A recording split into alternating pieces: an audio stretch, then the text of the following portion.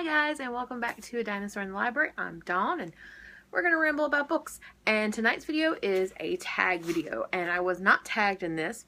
I'm usually not though, so I don't know why that's a surprise, or why it would be a surprise. But I saw this tag over on In Cold Lit, and I thought it was really cool, so I wanted to go ahead and do it. And I'll link her channel down below, and then the original is from J&J Books, and I'll list their channel down below as well. But this is the Books and Baubles tag, and it's all about tchotchkes and little things that you own related to fandoms, not related to fandoms, that may or may not be sitting on your bookshelves. And I have a lot of crap, as you can probably see. Like, you can see Stitch, and you might be able to tell that that's Yoda's ear sticking out there. So, I mean, I have lots of little weird stuff like that laying about the house, so of course I have plenty of fodder for this tag.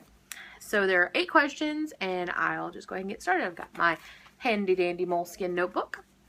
So the first question is, a book you're proud to own but don't get to show off very often. So I've got 3 books for this. One of them is, well, 2 of them are 2 books about my hometown. One is called A Brief History of Sylacauga Marble by Ruth Beaumont Cook. And then the second one is A History of Sylacauga. And, you know, I just thought they were cool.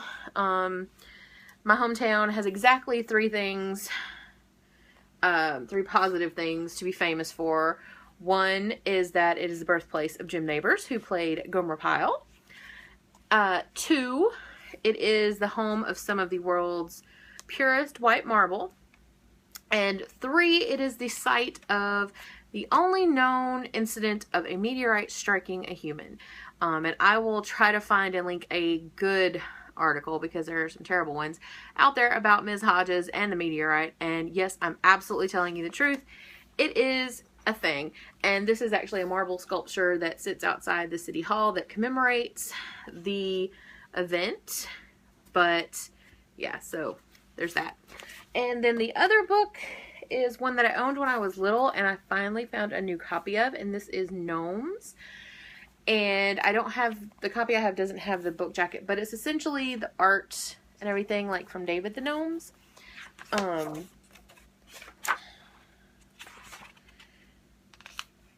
So yeah, it's just a really cool book. It's all about their lives. I may have shown this on this channel before, I don't know. But it's all about their lives, and it talks about their folklore and their houses, like how their houses are set up and everything. And I used to love this book when I was little, and I was so excited, and I got it super cheap, and it's in excellent condition. So I was very, very excited when I found this a couple of years ago. Okay, number 2 is a book you love for its artwork and or pictures. So I have, as usual, several of these, because I don't think I've ever bought a book just for its pictures, although at least 2 of these are picture books, so maybe, well, 3 of these are picture books, so maybe so. But the first one is, and I know I've probably shown this on here before, The Elements, a visual exploration of every known atom in the universe by Theodore Gray. And I got this when I worked at Scholastic, and you can buy it at the book fairs, but each element gets a 1 or 2 page spread, and not only do you get the, you know, the abbreviation and the atomic weight, all this stuff, you get pictures of items that it is used for, and you get an explanation of what it is used for as well. So for stuff like copper, that's not, you know, all I can think of, you know, things that are copper, but like for samarium, I would have no idea on this planet what it would look like and what you would use it for, but you get that all in the spread, and I think it's just a really pretty book. And I have one that's the solar system, but honestly I think the Elements one is a much prettier version. Then I have 3 picture books. So the first one was the story that inspired the Academy Award winning short film The Fantastic Flying Books of Mr. Morris Lesmore. I bought this as soon as I found out it existed, and I just love this. If you've never, in fact, I think you can still watch it online for free, so I will link down below if for some reason you have not seen Fantastic Flying Books of Mr. Morris Lesmore. It's one of my favorite things that's come out in the past few years. It's amazing. All about the power and wonder of books. How can you hate that? So, and the last 2 are by the same person. It's 2 picture books by David Wisner. who is basically my favorite picture book artist. I have Tuesday and Flotsam, even though I have several of his, and these are both ex-library copies. Tuesday is a wordless picture book, and there's flying frogs, and it's just, I love it so much. And then Flotsam, I should have turned to the page before I started the video. I know this. I am aware, people. I am aware. But it contains one of my favorite drawings in the entire universe in a picture book. And it's this, and I can't really see the camera, so I'm hoping you guys are getting this. It's an octopus sitting in an armchair reading, and there's the anglerfish is in the lamp, and I swear that blue octopus reading is going to be a tattoo of mine soon. As soon as I can afford it. I absolutely love it so, so much. And if you've never read any of the books that David Weisner has done, you really, really should. Tuesday, Flotsam, Sector 7, he did a 3 Pigs. Just really cool drawings and just awesome books in general. I love them to death. And I was so excited when I got those. So, yay, I finally owned them because I had never owned a copy of any of them. Okay, number 3, a book that's a companion to one of your fandoms. I completely forgot to bring it down here. I was going to bring one of the Monk books. The Monk series was The Obsessive Compulsive Detective, and they wrote an entire series of books that kind of went along with the show, but it was written by Lee Goldberg for the most part, and so it was really well done, and because Lee Goldberg worked on the show and helped develop it and all this stuff, so it was really in keeping with the character. There's somebody new writing it now, and I stopped buying them after Lee Goldberg stopped writing them, and I still haven't, I don't think I've read the last one yet. It's still sitting, I have it, but I haven't read it yet, but I love that series. It did such justice to the show, and I really liked the show. So, I do very much love Monk. And then, it's buried in a pile for the other video I'm filming tonight. But the other book that I was going to show for this is Map of Time. And it's sort of tangentially related to a fandom because it's based around H.G. Wells' The Time Machine. And if you've been here more than 5 minutes, you know I'm completely obsessed with H.G. Wells' The Time Machine. So, there you go. Okay, number 4, an item you bought because of a bookish fandom. There are so many of these. So, let's see. This one, I'm going to count, even though I didn't buy it. My friend brought it back from ALA for me, and I think I already showed you guys. But it's an autographed pack of cards that are from Hatter M, which is tied to the Looking Glass Wars by Frank Better. This is the 10th anniversary collector's playing cards. I am so happy to own this. And then I also have 2 candles. I only brought one of which down here with me, but the other one you can... Oh, no, she's too high up, sorry. I have a Jeanette Winterson up there, and then I have the St. Anne candle from Sainted Writers, and I'll link her Etsy store down below because I love them. I've got to get some more of them. But they're really cool they're really good quality, and they're very cool, and she's got a ton of different authors, and you can request specific ones too, so always lovely. Then also related to bookish things, even though the series he's from is really based around the horror movies, and that's Pennywise, because it is my favorite Stephen King novel. So I bought horror blind boxes until I got Pennywise. We also have, I think we have Leatherface and Chucky and Jason, but yeah, this is the one I wanted. And I didn't get the variant. I got the actual one I wanted, so I was very excited. Then I think I've shown him before, and he's usually visible up here in this corner, and that is Jon Snow. Even though I know the Funko Pops didn't come out until after the show did, I bought him because of the book. Because I quit watching the show after the first season because it kind of hocked me off a little bit. But Jon Snow forever. And the last thing I'll show is something I've already shown. And that's my Flannery O'Connor stamp block. I just got the little 4 stamp block because it was only like $3 and something. So I had to order it. My post office didn't have them because they're not regular stamps. They're the 3-ounce stamps. But I put them in a little frame. I love Ms. Flannery.